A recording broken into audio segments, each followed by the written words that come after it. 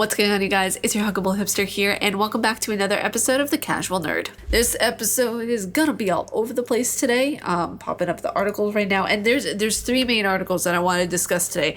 Besides a game which is not going to be in this Casual Nerd episode, where you get to play as a rat, and I believe, if I read correctly, hold people at gunpoint or knife point, which is just incredibly odd. I don't get it. It's not like this rat is gonna help you cook a fantastic meal. It's not Ratatouille, okay? This is not the dream that we've always had when we were a child, to have a talking animal guiding us through life. This is just straight up Grand Theft Auto type style stuff. So the first article up is a little bit of Last of Us news. Last of Us Part 1 taps DualSense haptic feedback so deaf gamers can feel dialogue. I love this. When I talk about accessibility, this is what I'm talking about. Now, it states here in the article that Naughty Dog's The Last of Us Part 1 remake for Sony PS5 won't only feature improved gameplay, controls, and visuals, but there will be also a raft of new accessibility options to enable more gamers to enjoy the experience in a new way. Perhaps the headline accessibility feature is designed to help deaf gamers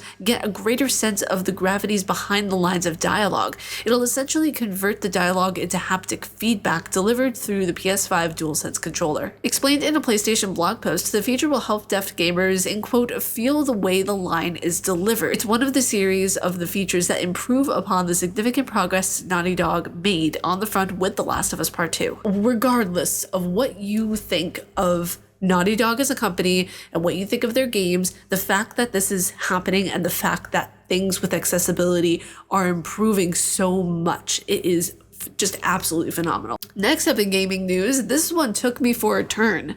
This one literally made me feel just a pit in my stomach. Xbox Phil Spencer sees potential in NFTs for gaming.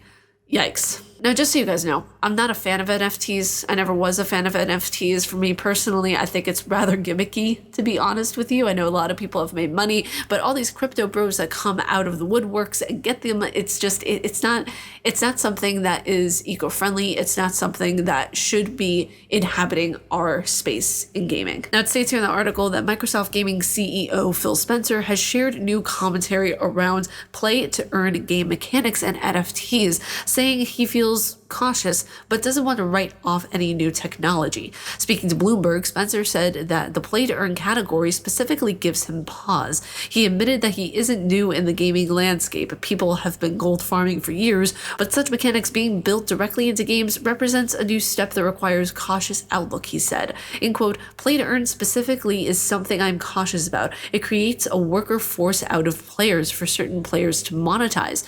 To be fair for us in the games industry, this has existed for years and years. There have been gold farmers, people who literally just spend their time doing some menial task in a game to cure some currency that they can then sell to other rich players for real money.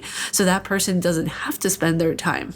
All articles are going to be down in the description below so you guys can read the entirety of it. If I were to read the entirety of every single article I present to you guys, we would be here for over almost an hour. The fact that he's thinking this through and the fact that he's being cautious about it is, you know, somewhat of a good thing. But for me, it's the fact that he's even thinking about doing it. That is what makes me go, uh-oh. Gaming and NFTs do not mix. I feel like this pay to play kind of thing, it does not work. People just want to play the damn game. I am such a strong believer in that, yes, business is always good. Money is fantastic. But when you do this kind of mental manipulation with players, it's not, this is where it has to stop. When I look at this objectively, I don't see a place for NFTs in this space. I don't see them for, having a place in any space for that matter. And I feel like certain companies just try to find ways in order to either make more money or try new things to then make them more money. And I don't think that NFTs are a healthy way of going about this. And this is the last article of the Casual Nerd episode for today. Konami teases Silent Hill re-releases on Steam. At first I was like, oh, wow, well, this is cool. This is cool. But then I realized, oh crap, it's probably just going to be those director's cut remakes that were done horribly on the Xbox. Now, just to be absolutely, utterly clear, the only games that we actually have from Silent Hill are the one on GOG, which is Silent Hill 4 The Room, and on Steam, Silent Hill Homecoming, which I have to test out Silent Hill Homecoming on PC. Everyone's telling me that it's absolutely a shit show. This is from official Konami shop, and I don't know why official Konami shop is actually putting this in their Instagram. It should be more of like an official thing, but neither here nor there. It states there in the post that they made, attention Konami fans, more like attention Kojima fans.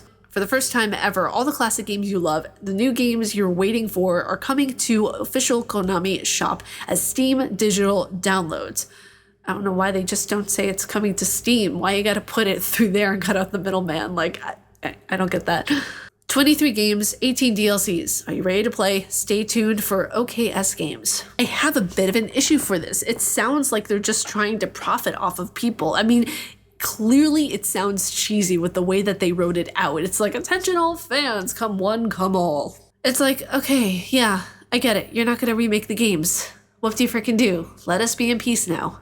It even states here in the article that they made a post about the upcoming release of 23 classic and new games. I love how they put that in quotes, along with 18 DLCs for those games coming to Steam digital downloads for the very first time, which could possibly mean that they're going to be putting in Silent Hill 2 and 3 that was remade for the Xbox. I highly doubt with every fiber of my being that they're going to put the very first Silent Hill game up on Steam. If they did, then Konami earns like a fraction of my respect. Just a fraction. Even half of a fraction.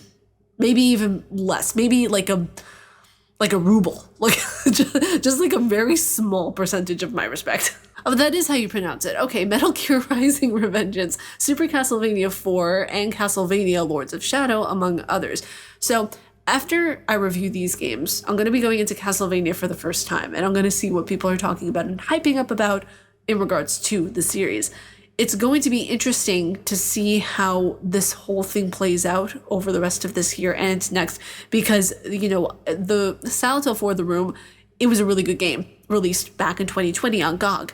But whenever you look at Silent Hill Homecoming and you look at all these other games, I feel like they just put out the games that weren't as popular for a lot of people, just so people could say, yeah, there are a few Silent Hill games on PC. I want to be able to see that they put in the effort and put the very first Silent Hill game up there. I want them to actually fix a lot of the movements and stuff that is going in there, give the games a proper remake. But it's like preaching to the choir at this point. You either just shut up and say, well, it's okay, or you just try to fight for the best you can. But you guys, that was it for this episode of The Casual Nerd. Let me know your thoughts down in the comments below. Let me know what you thought of the episode. Let me know what you think of these articles. Let me know if you guys have ever played any of the Silent Hill games. I've played 1, 2, 3, For the Room, Homecoming, and Downpour. But with that being said, stay casually nerdy, you guys, and I will see you all in the next video. See ya!